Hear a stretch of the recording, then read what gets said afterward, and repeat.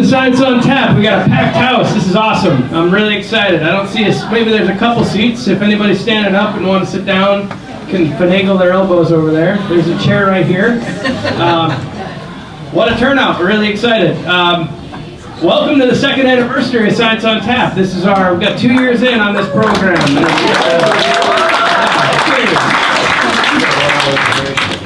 There we go. Look at it. See? There you go. Take them up. That's what we like. Do we have any first-time visitors to Science on Tap? There's one, two, back there. Couple? All right.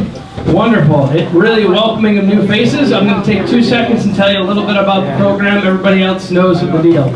Science on Tap is an opportunity for scientists in the Valley and as far away as Missoula. Hopefully we keep it that local. To talk about their work and about what they're doing, and to have a chance to communicate their science in a real laid-back and friendly atmosphere. So we're real relaxed at Science on Tap. We're going to have waitresses coming through and asking if anybody needs a beer. Please speak up if you do. Science on Tap is also a fundraiser, so every pint we sell between 5 and 8 o'clock, we get $1 of the proceeds to split between the Flathead Lake Biological Station and the Flathead Lakers. So it's a really great deal. Fundraise responsibly, I think is the best way to put it. We are, they switched it up on you. Tricky. So we're really excited. 2 years in, I think this program's been a really, I've had a blast running it with Hillary, and I think it's been a really good thing for our organizations, and I hope the brewery, and I hope for you guys too. I hope it's we're looking forward to 2 more years and then 2 more after that. So tonight I think that Roger Smith is going to come up and talk about the Flathead Lakers a little bit, and I'll talk about the biostation when he's done. My name's Sean Devlin. I'm sorry? Sean, right off the bat, love questions. If we don't want to buy a beer, but we want to say, here's another buck for bio, can we just hand that to the waitress too? You can hand it to this guy right here. All right. Fast fingers. Fast fingers Bandsack, that's his name. Not the first time he's been called that, so anyway, thanks Roger for stepping up. More about the Flathead Lakers. Thanks, Sean. I'm on board with the Flathead Lakers, have been for a number of years. This is called Science on Tap. It isn't called Science on Advocacy or Advocacy on Tap, and I suspect if it were, you wouldn't be here. But nonetheless, first of all, I said the biological station deserves every bit of support you can provide to them. And no question about it, I'm a former vice president of research at a university, so I understand the role of research, but advocacy has an exceptionally important role too. Not only getting more support for research, but also getting more support for policy development that's based on that research. And that's what the Flathead Lakers have been doing for since 1958. You'll have to calculate, that's close to 60 years, I believe. And whether it's protecting the North Fork of the Flathead, which they're very actively involved in, whether it's looking at the mussels issues now, which the Lakers worked hard with the legislature and legislators during this past session to get more action in the Flathead Valley to protect Flathead waters. That was an extremely important part of our past year. That continues in terms of the current unfunding by the government, the Montana state government, of the Flathead Basin Commission, and our continuing work to get support for the Basin Commission that will enable it to run its pilot project with the support of others. Advocacy is not an easy task. We've got 1,500 members. We work very hard, a limited talented staff, very capable, relying on the science provided by the scientists who have spoken here and elsewhere. And if those of you who are not part of that 1,500 members, I encourage you to look at the website and join the Lakers. Their newsletters and annual report help keep you informed, and certainly Science on Tap is an important part of sharing that information. From a personal perspective, I would just say I now live on the lake, about 100 feet from Skidoo Bay. In August, as I was in my hot tub after a morning swim, I looked down beside the hot tub, and there is a cougar 6 feet away. That's not a normal activity, but it does reflect just a wonderful place this is and what we have to protect. So welcome to Science on Tap. I'm delighted you're here, and do support the biological station in the lake. Well said. And I would just like to mention that we have these wonderful Flathead Audubon calendars for 2018. It's a phenology calendar, so every day there's something about what's going on in nature in and around us. They're $15, and I can take credit cards now, and I can also, if anyone wants to become a Flathead Laker member tonight, I can take your credit card too. Thank you. So who doesn't need a new calendar? That's the question. All right, so I think we're all eager to get started. I'm going to hand the microphone over to our speaker tonight. First, I'd like to present a Flathead Lake map from the biostation as a token of appreciation. You can do that with it. That's what my boys do. That's nice. Anyway, perfect. Take that within. That's just a small token of our appreciation. So tonight we have Diane Boyd, who's going to be speaking about wolves in the Flathead, and essentially her talk title, I think, says a lot. I think there's a lot of meaning in what she has to present tonight. And without further ado, we'd like to present a wonderful UM alum, and we always need to point that out here at Science on Tap. And let's have a warm round of welcome for Diane.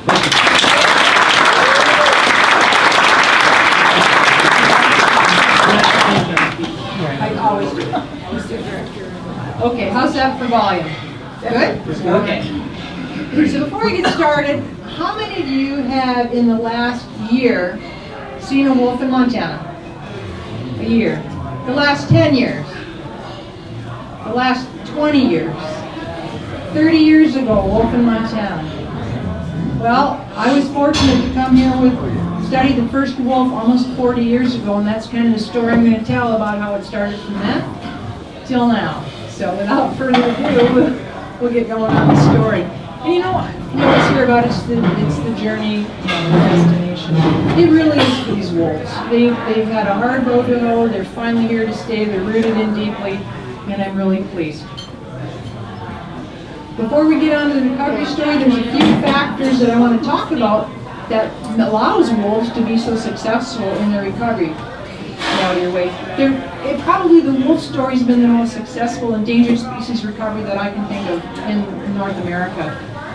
The reason is, number one, they're social carnivores, they're family-based. It's really important. They stick together, they defend their territories with their lives, and they're very social. They're cooperative, obligatory hunters, which means they are obliged to cooperate to kill prey. So they can't, it's not like a mountain lion that can live on its own and pull down an elk. Wolves are not that efficient or effective predators. On average, they kill about 4 or 5% of the things that they start to chase. So they have to live as a pack. They have to find other wolves to live in a pack. They can't live alone very long. They're terrific dispersers, and we documented really long-distance dispersers from Yellowstone, which I'll be talking about. So when you get one in an area, they'll go miles, hundreds and hundreds of miles to try and find another wolf to start a pack. They're highly territorial. Like you said, they'll defend their territory to the death, just like you would defend your home if you had somebody intruder come in and threaten you. They have high fecundity, which means they can breed like rabbits if the conditions are right ecologically. They recover quickly if you put a lot of pressure on them. The two most important things for them is they're very highly adaptable, kind of like a coyote in many ways, and they're habitat generalists. So wolves can live anywhere. And historically, worldwide distribution, wolves have the most widely distributed population in the world except for Homo sapiens. Wolves live in the Arctic, they live in Saudi Arabia, they live in dense forests, they live in deserts, they live anywhere as long as they have the food requirement. So they're kind of a prime candidate for recovery. They do quite well. Whoops. So wolves were distributed throughout North America, from Canada all the way down into Mexico. But due to strong paradigms to kill off, remove the wolves from the landscape, So landscape could be settled and the Native Americans could be removed. There was extensive poisoning, trapping, shooting, and removal of wolves. And by about 1930s, 98% of the wolves had been wiped out. So they were pretty much reduced to a tiny little population in Minnesota and a few in the UP of Michigan. So basically by about the 50s, there were a few loners left. We had occasional loners here in Montana that would be seen. I think one shot Big Fork in the 70s. But they'd come down, look for others, get killed. Every time one came down, it would be killed. Finally, the passage of the Endangered Species Act in 1973 afforded them protection. That's about the same time Bob Ream, how many of you in here know Bob Ream? Yeah, he's a pretty amazing man. He just passed away, sadly enough, this year. Anyway, he started the Wolf Ecology Project through the University of Montana and ran many, many students. I'm seeing heads nod, so there's some people in here who've been through that. Students, volunteers, technicians, work-study kids, all looking for wolves starting about 1970, all over the state of Montana. Any report he got, he'd send people to go look and see if they could verify wolves. The first wolf that we really were able to track showed up in the North Fork of the Flathead, just north of the Canadian border in about late 1978, 1979, and we named her Kishnina. Kishnina tiptoed south from Canada. She showed up in the very northwest corner of Glacier Park. She was alone. There were no wolves with her. Nobody knew she was there, and there was no fanfare. And that's why she made it. It's not like Yellowstone. Because nobody knew she was there, she was able to survive. So a very young Bruce McClellan, circa 1979, and Joe Smith with Kishnina. They just captured her April 4th, 1979, and we put a radio collar on her. And it was just north of Glacier Park, 78 miles. She was the first wolf that was able to stay in Montana in half a century and survive. And we followed her movements around. I started my master's program was following her and looking at comparisons with coyotes and food habits. And then lo and behold, a couple of years later, a three-toed black male wolf showed up in the Flathead, and he had obviously been in somebody's trap, but he survived it. And they met, and they bred, and they produced a litter just north of Glacier Park again. And there were 7 pups. Unfortunately, the male was killed in June, and so Kishnina had these 7 pups. Half of them were gray, half of them were black. And I just thought, my God, there's no way she's going to be able to raise those pups by herself. And that middle of that winter, we were still seeing 8 wolves traveling together. So she did it on her own. Very resourceful animal. The big point that I like to emphasize is that these wolves in northwest Montana arrived here by walking here. They did not get dropped out of airplanes, helicopters, FedEx trucks. They walked down from Canada. They are not 175 pounds with 8 canine teeth. They are native wolves.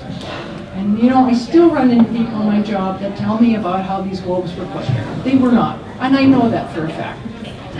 So we spent many years following these wolves on skis and snowshoes. In the winter and the summer, we would trap to radio collar them.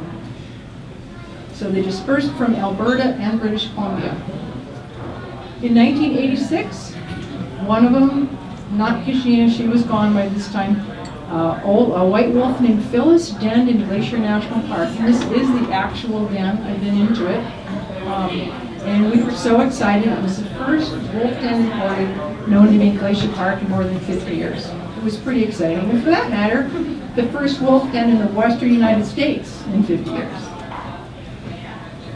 Bob Ream named the pack the Magic Pack because it was kind of magic that they were able to survive and showed up, and we're making it mostly in Glacier Park and up into Canada. There's 11 wolves in that photo.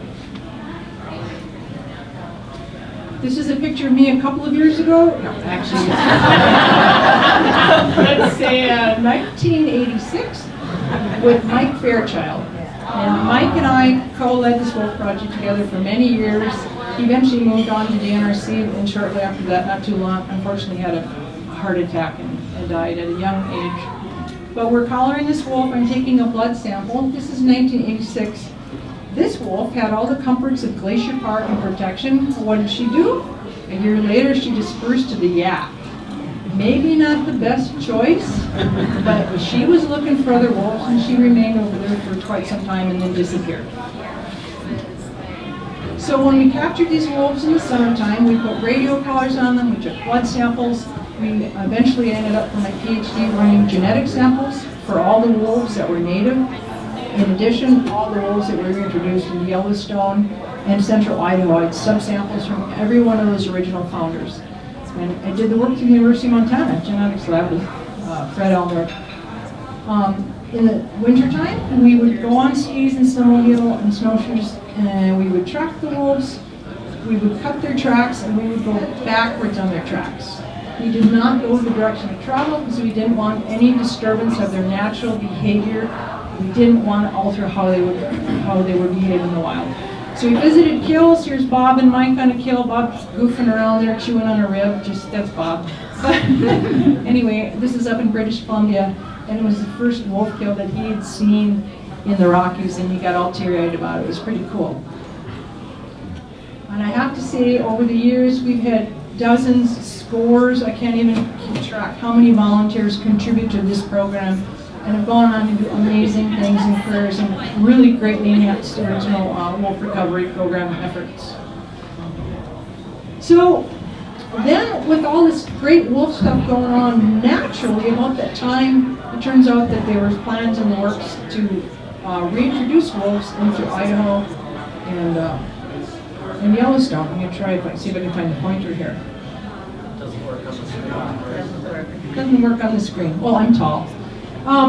So the top part, Northwest, works on the ceiling. Wow. No more beer for her.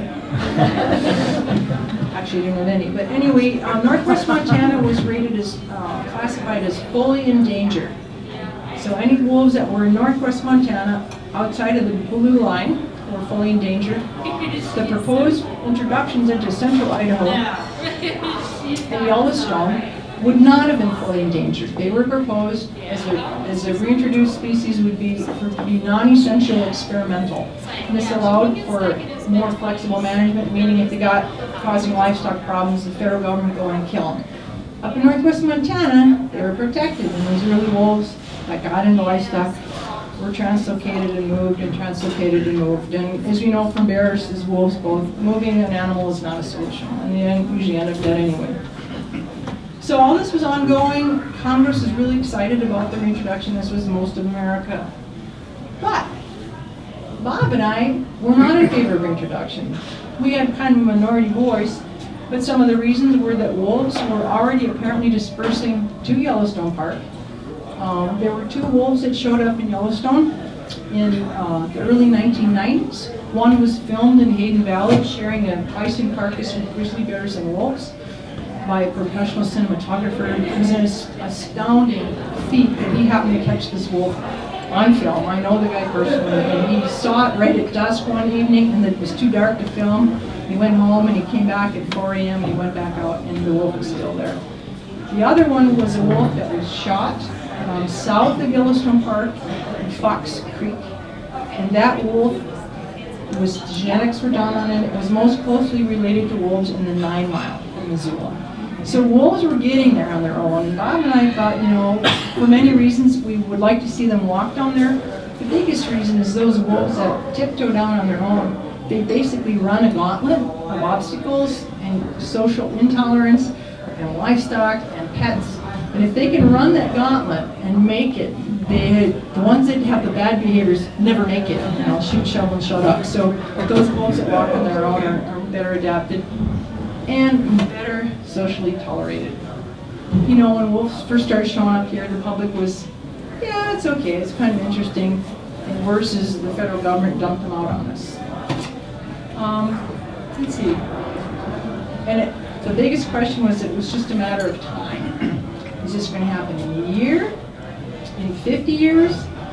So the advantage of the reintroduction is that it would speed that process up significantly. So now that it's happened and they're everywhere, I'm grateful it did happen. But there was 2 kinds of releases done in the Yellowstone and Idaho. There was a total of 66 wolves released in the middle 1990s over 2 winters. In Yellowstone, They were held in pens in family groups as wolves were captured as a whole pack. They were held in pens for 2 months during the breeding season and released just prior to denning season with the thought that the female would be about to give birth. She wouldn't be able to go very far. They would stick together and den. And it worked beautifully as planned. Rose Creek pack, many, many packs. In Idaho, they took wolves that they caught as adolescent, 2-year-olds or so, that were single, not family related, and they basically took them in crates in the back of Ryder rental trucks, drove to the edge of the Idaho wilderness and kicked them all out. Just boom, fun. So they want them dispersed like dandelion fuzz in the wind, find each other, and set up their own families. And that's exactly what happened. Pretty exciting. The bottom line was it was an overwhelming success, way beyond, the population grew way beyond what was predicted in the models. And yeah, it was pretty impressive how that happened. Some public intolerance, but pretty much most of the public was pretty wildly excited about it.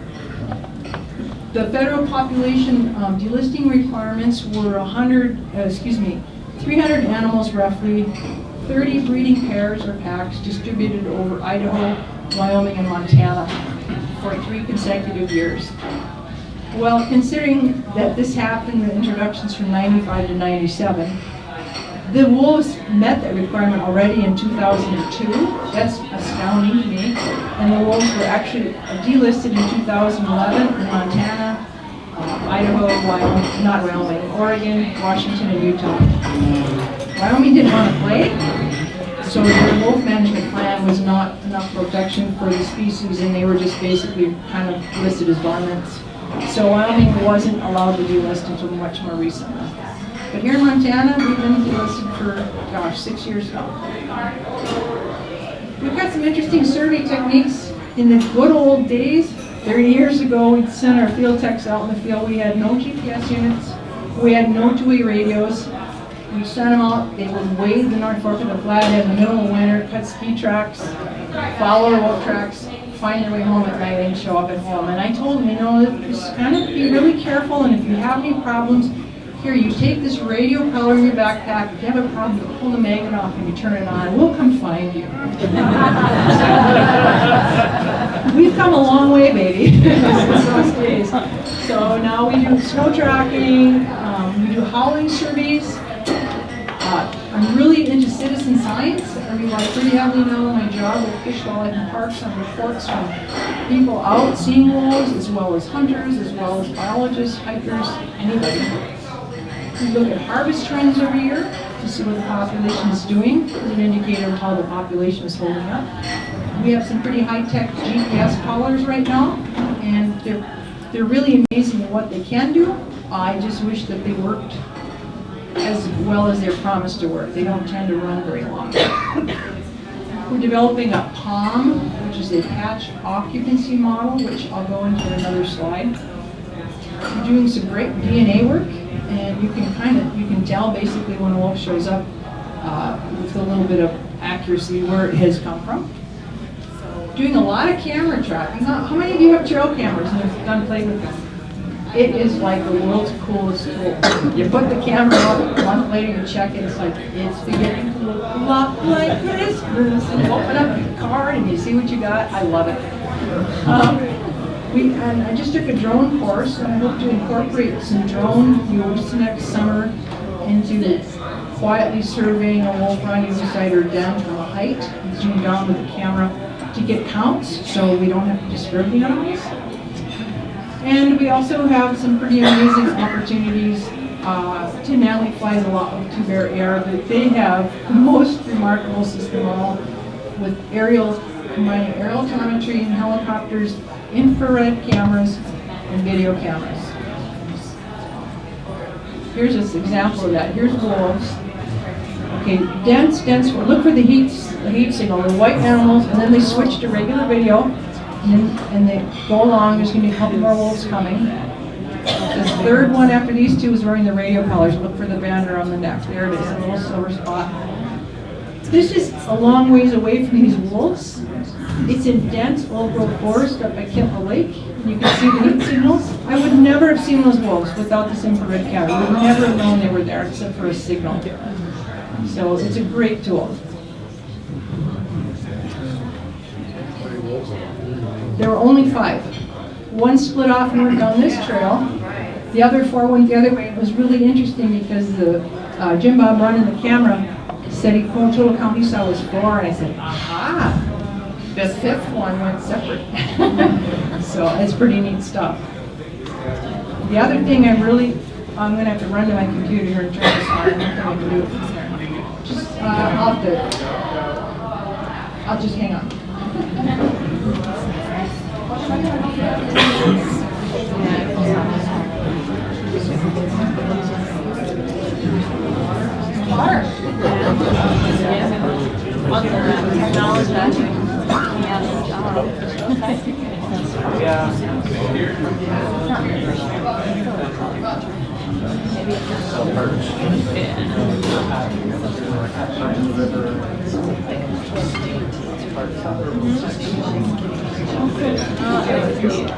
Well, anyway, I've got a picture of there it is.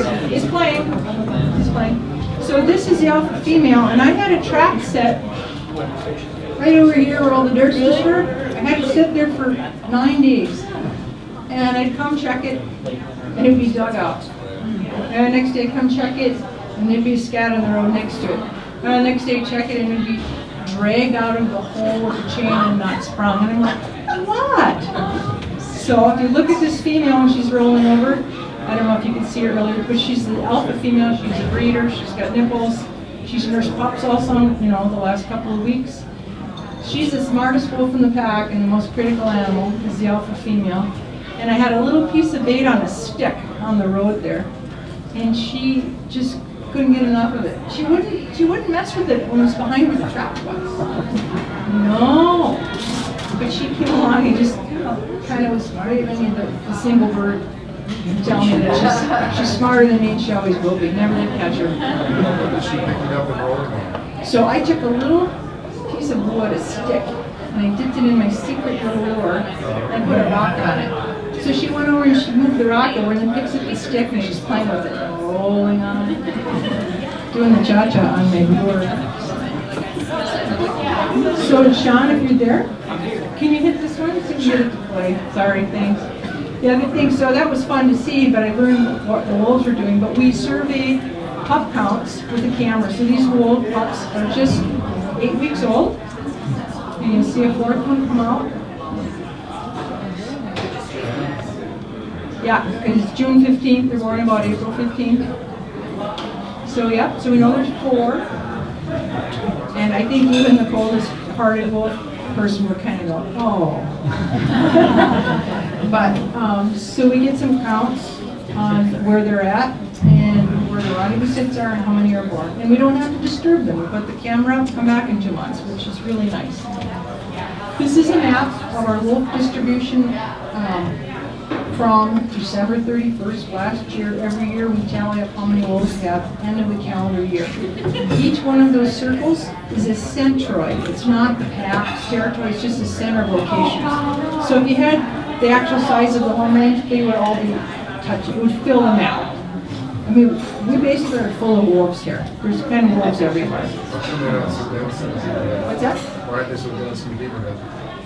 It seems like there's more sparsely populated in the Beaverhead. Down around Yellowstone. We got lots of, I don't know. I don't work down there. I don't work down there. I work in Northwest Montana. But we've had wolves here for a long, long time, longer than anywhere else. And they've saturated the country. So this is kind of a summary where we were at last year, at the year's end. The number of wolves, minimum. Now I have to tell you, this is a minimum count that we can document. My math, it's likely maybe half of what's actually out there, something like that. But 477 individual wolves. Now the federal requirement is 150. We have 477 minimum, probably twice so much, just in Northwest Montana. So we've got the whole state's quota filled here. Number of packs, 109. Requirement for the state, federally mandated regulated quota is 15 packs. We had 109 packs in the state. That's for the whole state. Sorry, not Northwest Montana. The number of breeding pairs is 50. Required, I mean, it's amazing, just 15. Number of wolves harvested, this one blew my mind. For the whole state of Montana, there were 255 wolves legally harvested between trapping and shooting. Now that's those that are checked. There are more that are willing to get away, aren't reported or whatever. I think back to the days when we had 25 wolves in the whole state, and every animal counted, every mortality was very significant. Now we have 255 killed annually. That's just astounding to me. The number of livestock confirmed killed last year was 57. The number of wolves that were killed by Wildlife Services, which is a federal agency that does livestock depredation control, and private landowners for livestock reasons is another 61. So there's what, 310, almost 320 wolves. The amount that the Livestock Loss Board paid out last year was almost $60,000 for livestock losses. So that's a little bit of the stats. I'm going to talk a little bit about patch occupancy modeling, and I'm going to talk very little about it because I am not a statistician or logistic regression smarty pants. I'm just a biologist. But we're going to be switching from, instead of trying to count wolves individually, we're going to work on a model that has worked in many other wildlife species. It's more cost effective, it's probably more accurate, and you get good confidence intervals. So what they do is they call, at the end of every year, you call up about 12,000 deer and elk hunters, and they ask them, well, did you see any wolves? Yes, no. How many did you see? Where were they? And you can build this model, and you can figure out how much of the state is actually wolf habitat. You take the average pack size, the average number of wolves per pack, figure out 600 square kilometers per pack, and you can kind of devise a model on how many wolves people are seeing. Well, they were figuring 600 square kilometers, so not square miles, 200 square miles. Because as time goes on and we've got hundreds of wolves out there, you just can't count them anymore. And in forested area like where we live, you never see them. So it makes it challenging. Down around Yellowstone area, it's more open terrain, they have a better luck counting. So here's kind of the pictorial representation of that model. I just explained what it is.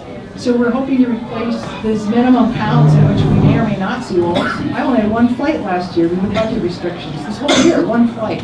How many wolves did I see? About 12. So it's just not practicable.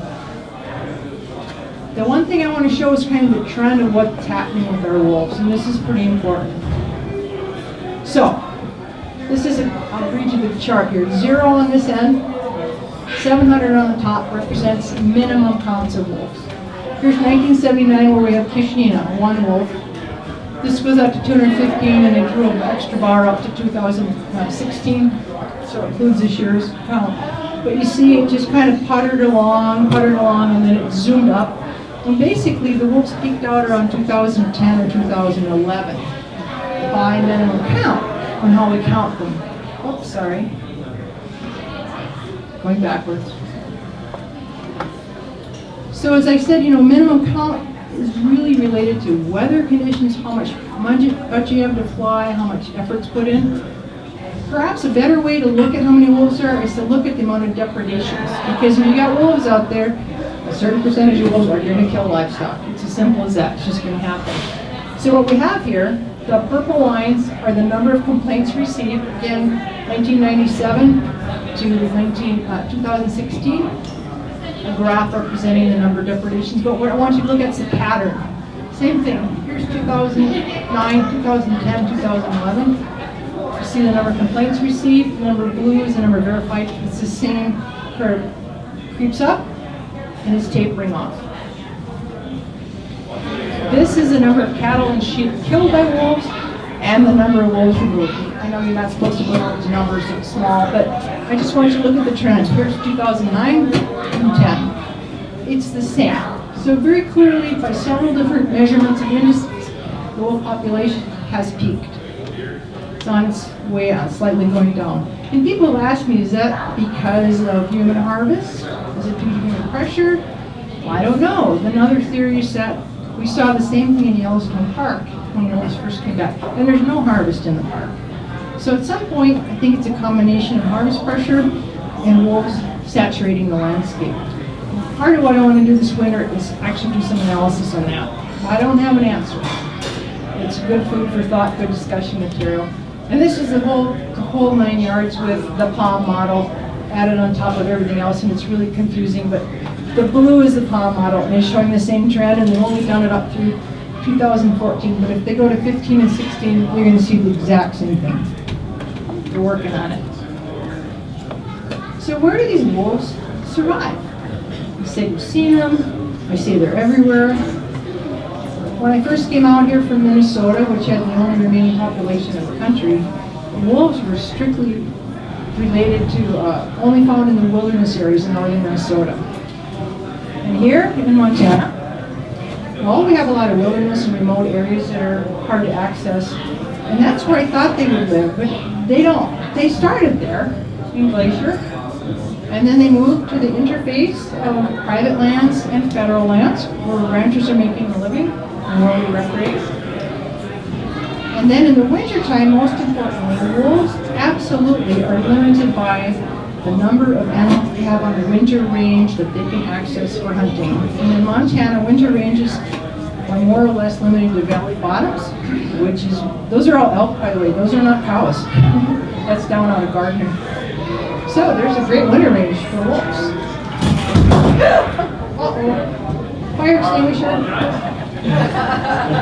So the wolves show up on the winter range of the landscape, and then we have some livestock challenges to face. Where else do they live? Well, they live in the 9 Mile. I've seen a great photograph of a radio-colored wolf walking by the Flathead High School. Radio-colored wolf, chain link fence from the dash cam of a police officer. Because somebody called in this wolf. It's a wild wolf. There's no doubt. This is about 8 years ago. They will live anywhere that we would tolerate them. Let's put it that way. And the other place where they like to live, it's Yellowstone. How many of you have been to Yellowstone and watched wolves? I highly recommend, if you're interested and you want to see wolves, go to Yellowstone Park in the winter. You will see them at foot in a weekend. Absolutely. The surprising thing is how much money it is generated for the local businesses and industry around the park and up to Bozeman and so forth. It's a big deal. I think the models, we didn't even predict how much of an economic boom it would make. But then again, you have an economic loss to the livestock growers. There's no doubt they have some hardships from having wolves on the landscape too. Most importantly, wolves need only 3 things to survive. They need wild ungulates, ungulate being deer, elk, moose. They need large, undeveloped landscapes. Doesn't mean free of people, but just some place where they can have some refugia. And they need freedom of persecution from humans. And the last one is the most important. I've been over to Europe. They were self-started wolf project in Romania and Italy. And they don't have the second one. They have large landscapes, but there are people on every square inch of the mountains grazing sheep and picking mushrooms, and there are people everywhere, but what they lack, they don't have people with poison straps and guns. So wolves are persisting in areas where people are using them, and they're almost strictly nocturnal. They've learned over centuries that if they're seen, you know, they're in trouble, but it's totally different than here. So some of the challenges we have are humans are moving into wolf habitat. This is a picture pretty famous in the 9 Mile area of a woman, a wealthy woman who bought the area where the 9 Mile wolves den and have their rendezvous site because she loved wolves. And she built her children's swing set in the wolf rendezvous site in the sandbox in the play where the wolves raised their pups. And when her first dog was killed, she wasn't too worried about it, and then the wolves killed her second dog, and then the wolves came up and took the third dog off the porch, and she wasn't quite such a fan of wolves anymore. So I'm not saying there's anything wrong with that, I'm just saying how much you may care for wolves or not like them is really how much they impact you personally. And it's a very personal story for those who suffer losses, and we have to address that. And wolves are moving into human habitat. I've seen them in most amazing places. We have wolves in West Glacier quite a bit, actually. We had a wolf kill a dog in West Glacier in May this year. The dog owner called us, the game warden went out and picked up the wolf, and it had the Department of Washington Fish and Game air tag in it. It came all the way from Washington to kill us, try and kill a schnauzer in West Glacier. Died for it. The thing we found time and time again is that the vast majority of wolf mortalities are caused by humans. Down in Yellowstone, that's not true because it's free of humans inside the park bothering them, but there the biggest cause of mortality is wolves killing other wolves for trespassing. But here out there where we have wolves on the landscape with people, they harvest, they have illegal mortality, they have cars, they get hit by trains. They have a high reproductive rate. The good news is we originally had 3 separate subpopulations, northwest Montana, central Idaho, and Wyoming. They were pretty isolated from each other. But over the last 10 years, about 10 years ago, we started seeing them connecting by dispersal, and we could trace them through genetics as well, that they are indeed now functioning as one large metapopulation that's connected to Alberta and Canada, 12,000 wolves from Alaska on down through the Rockies here. It's no longer separate. We don't have to worry about genetic isolation. I think it's a pretty amazing, successful story. And the delisting of the wolves, I'm glad to have been a part of the process. So a little perspective, here is where wolves, historic range of wolves prior to the 1900s. They lived everywhere except for a little thin strip in California. When I really became interested in wolves, 1970-ish, you'll see the only place wolves exist are the very northeastern corner of Minnesota and upper peninsula of Michigan. The Michigan wolves winked out too. By the time I came out here in 1979, they only existed in Minnesota. And now I can't keep up with maps at the distribution expansion of wolves. This is the most current one I have, and it's probably 2 years old. Now we have 2 packs in Northern California. We've got wolves that have showed up in Nevada. We got wolves that have been in Colorado and Utah. They haven't established packs yet, but it's just a matter of time. They're on the same threshold that we were at in 1979. And there's reintroduced populations in the Southwest and the red wolves over in the Tennessee area, which is a whole other story, which we don't have enough beer here to get into that. But we are so blessed here because we enjoy an amazing ecosystem that is a full complement of all the predators and all the prey that were here prior to the arrival of Europeans, with the exception of caribou. But everything else is still here. And I think with some tolerance and some good management, we can keep them all here. Jim's going to talk about grizzly bears next month, right? I strongly encourage you all to come and learn about how the bears coexist or don't in this area. And with the return of the wolf, we now have the last large predator to come back to our area. And the thing that's really key for wolves is they need both public land and private land to survive. Just protecting wilderness areas is not enough. They need to have private lands where people will tolerate them on that landscape. So with that, I just want to thank a couple of these people who are deceased now, very dear people, and I thank all these people, and with some apologies to some of my wolves as well. So.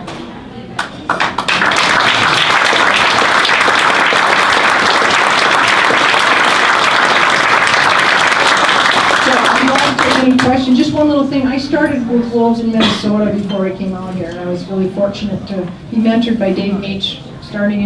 I caught and handled my first wild wolf in 1977. But of course, I was very precocious. I was only 6 years old. So. Well, I think we owe another round of applause. That was a great presentation.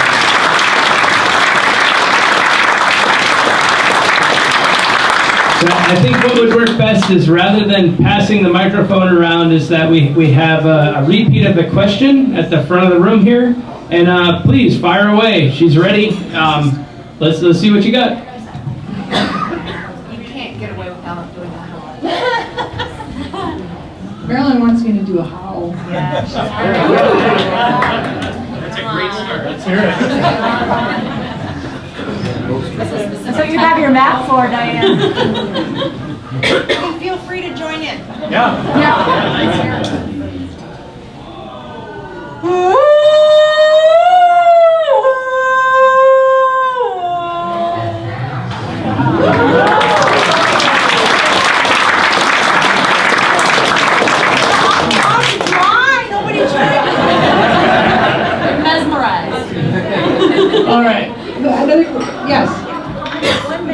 show that just the wolves go just west of the country. They don't go over the divide. So the question was, the map showed that wolves were just west of the Continental Divide. They didn't go east. Why not?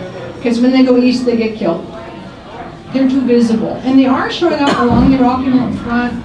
We've had sightings of wolves along the Missouri, and I think they'll eventually establish some packs. It's too open for them, and they encounter challenges with humans. It's kind of like bears. They're quite parallel in that way. They would live there, but they would tolerate them. People would see them.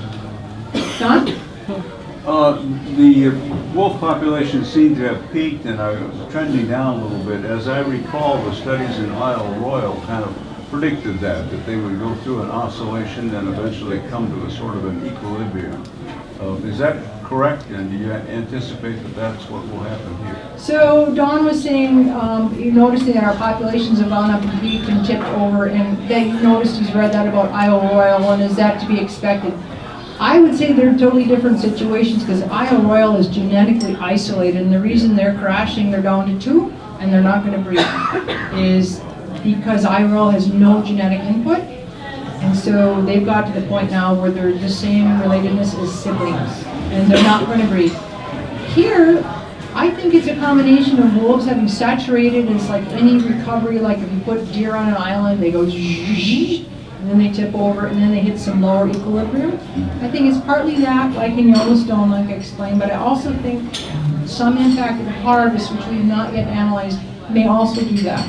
The thing to keep in mind when I show you those population levels, we're still hundreds of wolves above what's federally mandated by the endangered species requirement. So when I show you the tip over, don't go, oh my God, the sky is falling. We've got a lot of wolves, but it's just a trend. And the state is managing wolves. There's no limit now. Everybody in this room, and your siblings and your brothers and whatever, could buy a wolf tag and you could legally harvest 5. But they're so difficult to see and catch. It's really challenging. There's tens of thousands of licenses probably sold a year, and to harvest 255 wolves. So it's challenging. Believe me, I know I've been traveling for 40 years, and I spent all summer, and it was difficult. Yes. When Krishnaya and her mate started, would their offspring have mated among themselves, or did they have to go seek other mates? So the question was, when Kishnita mated and they had those 7 pups, would they have mated amongst themselves or got other wolves? They would not have mated with their siblings. There is a constant flow once Kishnita mated. Little back step story here. So in southern Canada, southern BC and Alberta, when we were poisoning and trapping our wolves, they started seriously poisoning and killing wolves in the late 50s, about 1960-ish, because there was fear of rabies. And I don't know where they got that from, but it was wolfless south of Jasper National Park by the mid-60s, wolfless. So Kishnita had to come from something like Jasper. So, but when she started, it was clear the pipeline had opened, and wolves started pouring down. And we saw wolf after wolf coming down. We did the genetics. They were not that closely related. So you will not have sibling wolves breeding. Your question? Yeah.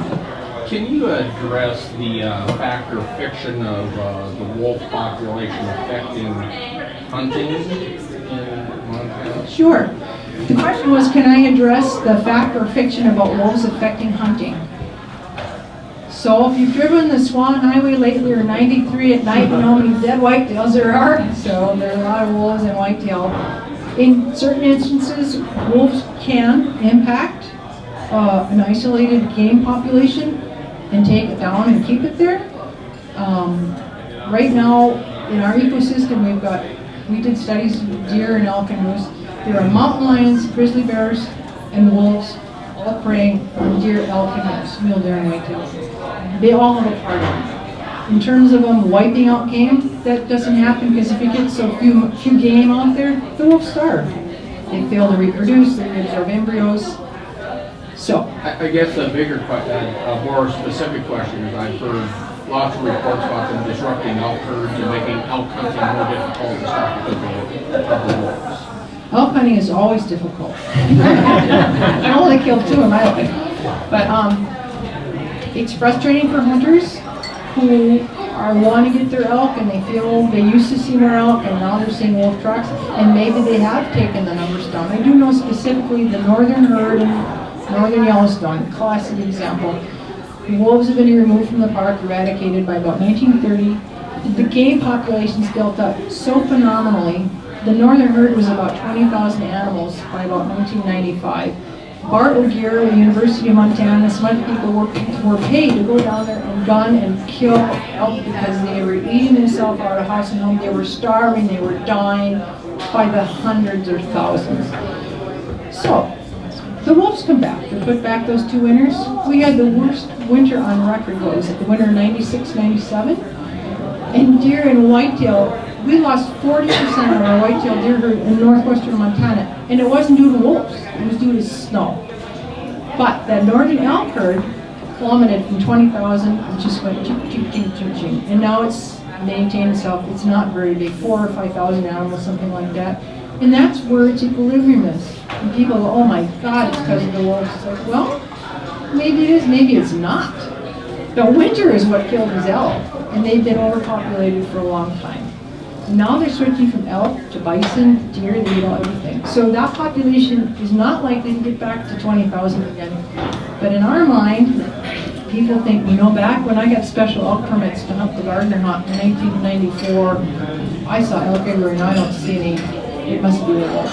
It's complicated. It's complicated. Yeah. At this time of year, would it be fair to add one more ungulate to your list? What's that? Reindeer. He wants to have reindeer. Actually, I wrote a poem the other night before Christmas back in the 90s, which was kind of about the wolves getting Santa's reindeer herd, and I did read it on NPR one year, but anyway, the wolves end up pulling the sled, delivering all the joy. Because they ate all the reindeer. Happy story. Yeah. So if you're out hiking and you come across a wolf, what's your best defense? Question was, if you're out hiking and you come across a wolf, what's your best defense? First of all, if you have a dog with you, immediately get your dog under control. Wolves are going to be concerned about your dog. They're not going to be too concerned about you. So, if you get your dog under control, then I would make noise, let them know you're there and holler at them. And if you're at all scared, you can run at them. I mean, a wolf is going to leave. So, I had neighbors at the North Fork, Dennis and Sue, who were taking care of a friend's border collie, and she walked out her driveway up near the Canadian border, and a wolf pack of 7 wolves came out of the woods and ran at her. And when she told me the story, her voice was shaking and she had tears. She was so frightened. She had tears in her eyes. She was so angry at the wolves and kind of at me for having them come back. The dog came in, she picked it up in her arms, and the wolves circled around her, and she kept saying, they could have killed me, they could have killed me. And I said, but you know what, you're here telling me the story, and they could have killed me, you're 7 years old. And she kind of went, I'm not going to say it's not going to happen, but I would be much more concerned about a mountain lion. I'd be concerned about a black bear stalking me. Grizzly bears, Jim can tell you about them, but wolves, if you encounter wolves, I personally like to be quiet and try and get pictures, but just holler. But your dog is a concern, because they do kill dogs. Questions? Yeah. Is Canada still a source for wolves, or has it become a sink with development and persecution? Good question. The question was, is Canada still a source for wolves, or has it become a sink through persecution? It has done both. And when our first wolves were first recovered in the 1980s, they had walked from Canada, and then they opened up wolf season in Canada in the late 80s. And in the early 90s, we became the main exporter to wolves to Canada, and we documented wolves at a Colorado Glacier going to Waterton, going up to Banff, going to the Kananaskis country, and becoming breeding animals. And now it's kind of equalized, because they're killing kind of equally on both sides of the border. That's a really interesting question. Yeah. Yeah. Following up on that question, we draw the 49th parallel, we see nothing above it, we see lots below it. Can you say anything about the difficulties working with the Canadian authorities in terms of the movement of wolves and the transplant of wolves and things that sort of? So the question was, with the 49th parallel, how does international borders affect working with Canadians, Americans in terms of the transplant and otherwise? So I can tell you when our wolves were first coming back in the Flathead, Bob Reeve asked Ray DeMarchi out of Cranbrook, who was the wildlife manager for BC Ministry of Environment, could he not hunt wolves for a little bit, help us out? Ray says, well, sure, we've got plenty. Shut the wolf season. Just unilaterally, one guy. I mean, it was a small bureaucracy compared to what we do. And then when we got more wolves, they opened it up again. And in terms of the transplants, when the U.S. Fish and Wildlife Service talked to the Canadians, some were taken out of Fort St. John's and some were taken out in Alberta, BC. And they said, can we come up and remove some wolves? He said, how many do you want and how fast can you pick them up? You take all you want. They were very helpful. They helped us with the captures. And I find the hardest thing that I have is coming, if I'm doing wolf work, is coming back in the United States and being questioned by customs. I don't have any problems going into Canada. So, no, Canadians has been very good to work with. Yeah. Diane, you indicated that the ones that came down naturally seem to be more adaptable and understood how to work and all that stuff. The ones that were reintroduced could be the bad boys. Do you see any difference in the genetics of those that came down naturally and those that were reintroduced in terms of, let's say, aggressiveness or ability to survive, something like that? Good question. That's a great question. Yeah. The question was the wolves as they tiptoed down and were shy versus the wolves that were reintroduced, were they more aggressive? Were they genetically different? They are not genetically different at all. We've done the analysis. They're all similar. They're the same heterogeneity. But what is different is the wolves that walked down, I'm not saying they weren't necessarily trying to avoid humans, but the ones that didn't survive to reproduce. So you end up selecting for shy animals. The ones that have been in the park, those animals were taken in the same populations where they were trapped and shot and poisoned. And they had the luxury of being able to raise their families and not be afraid of people anymore. And they passed that on, so you can drive down Yellowstone and stand around the road and then walk by your car and just about put on your tires. And it's not because they're a different wolf, but it's because they're so a product of their environment, they adapt to anything, and they adapt to being around people. And as soon as they leave the park, they're killed. They have a very hard time keeping wolves alive, and the connectivity from Yellowstone to central Idaho and northwest Montana is just enough. Because they have this big ring of open country around Yellowstone to make it through. But up between Idaho and Montana, they're going back and forth like the Amtrak. I mean, there's no crowd out there in the woods. So the ones that are, so the interbreeding is actually because of the ones that are coming north and south because they can make it into Yellowstone as opposed to the wolves from Yellowstone going north? The question was dispersing the two-way street. It's actually two ways. It just, they have a harder time. They have the same challenge when they come from the north to go down there because they have to get through the ranch land. So it's the same issue, but they are making enough to make it. I mean, if a wolf can show up in Nevada and California, they're pretty good at making it. Any other questions? Yeah. There have been reports of wolves in Colorado, and I'm thinking they probably won't make it there because of the youth population and the accessibility. Is that a good assessment? So the comment was, there have been wolves reports in Colorado, and are they going to have trouble making it because of the huge population and accessibility? There's a lot of accessibility around the 9 Mile, and the wolves are there. I just think it's a matter of having people be a little tolerant of them. And they're not going to live in Denver and Boulder. Well, they might live in Boulder. Deer living. Yeah. But the one thing that, this is just a little sidetrack, but the Mexican wolves that have been introduced are very inbred. The founding population was 7. They're very heavily and intensively managing the genetics of these wolves and constantly going out and pulling pups out of the wild and just replacing the fostered animals born in captivity with the right genetics. Oh, it's very hard for these wolves to make it. They're constantly being manipulated by people. They're having a hard time trying to be wild wolves. And so we were talking about that. There's a big investment in this program genetically. And my thought is, I think that wolves, when they come from Yellowstone and they make it to Colorado, and one of the Mexican wolves comes up and makes it to Colorado, and they fight each other, we will solve the genetic problem naturally. And you know, there's people who fight that, but in terms of wolves are wolves. And 100 years ago, the Mexican wolf population was connected to the Canadian wolf population. There were wolves the whole length of the spine of the continent. And someday it'll get there again.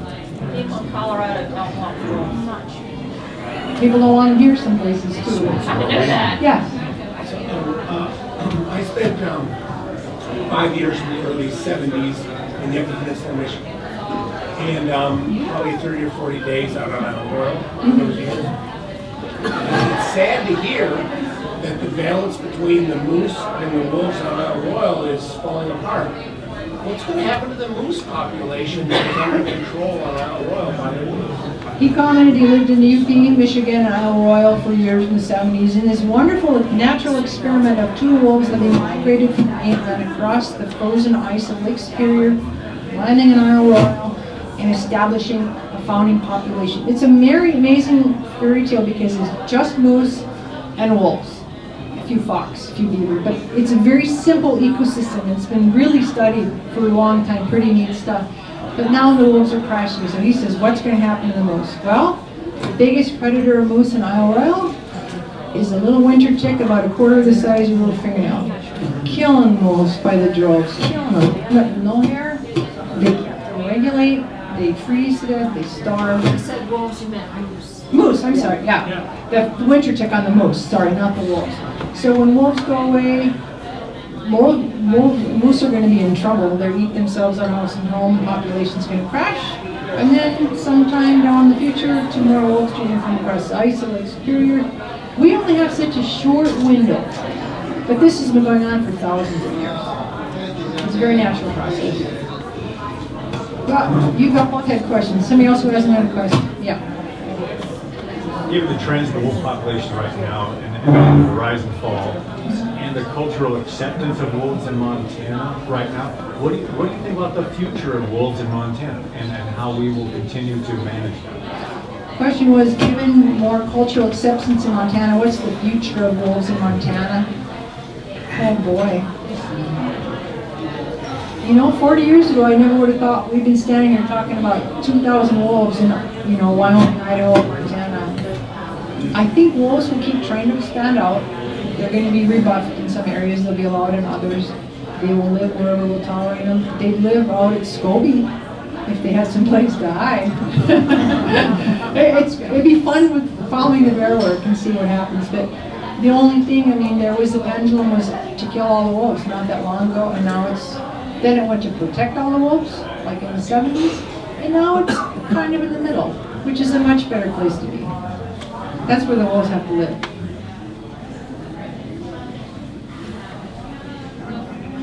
Go ahead.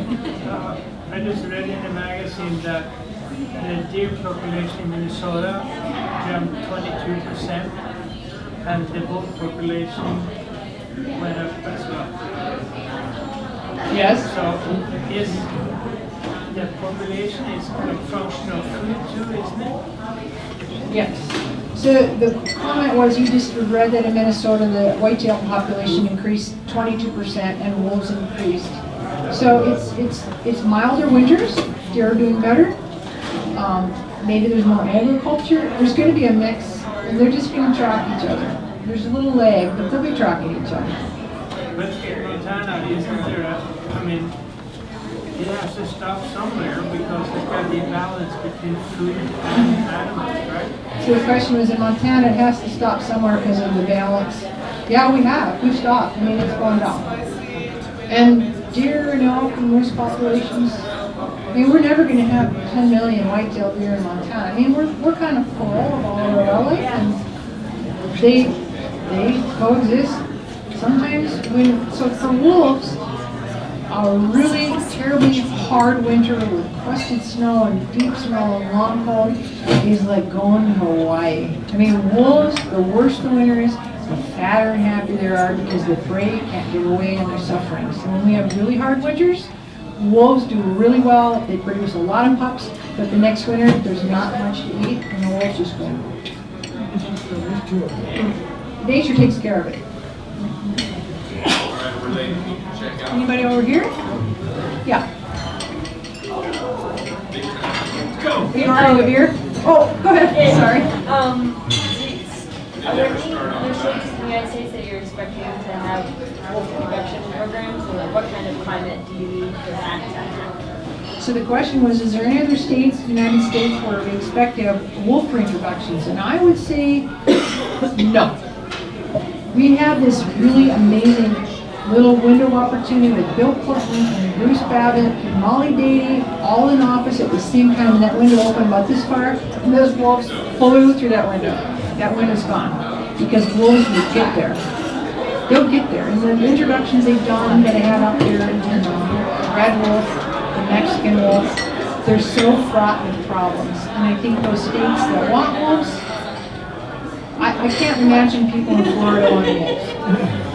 I can't imagine people, although wolves have gotten to Illinois, we had a wolf get to Kentucky from Michigan. It was tagged. I mean, they'll get there, but there's a lot of places wolves just aren't going to live anymore. I don't think wolves are going to live in Des Moines, Iowa. They might get there, but they aren't going to stay there very long. So it's sort of a tale of itself. So I'm from Alaska, and recently there was a wolf kill of a human in Alaska. And humans were definitely killed after that. I can hardly hear you, I'm sorry. It's so noisy behind you. Speak up, please. Thank you. I'm from Alaska, and there was a recently last winter there was a human killed by a wolf, a teacher jogging, and it was purely a predatory response to her jogging. What are your feelings on the human reaction to that sort of event? Because I mean, half of the pack was killed. And it seems like it's probably not necessary. This is a very controversial issue. You asked me the question about wolves. So I can tell you, when people who were first having wolves come back, the wolf proponents were going around giving talks saying, there's never been a case of a wolf attacking a person in North America. And I was like, oh, okay. There's never been a case of a healthy wolf attacking a person.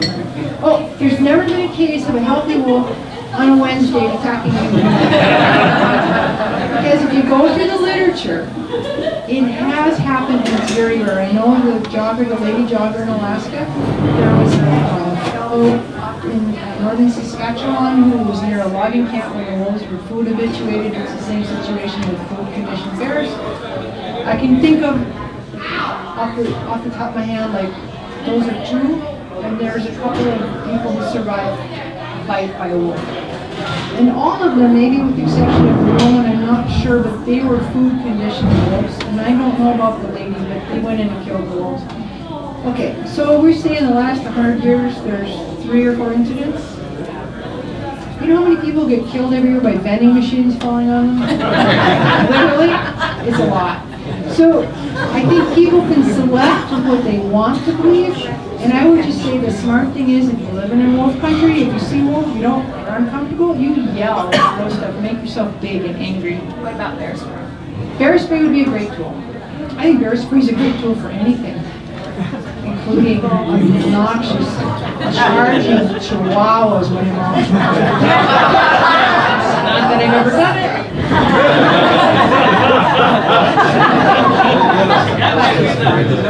All right.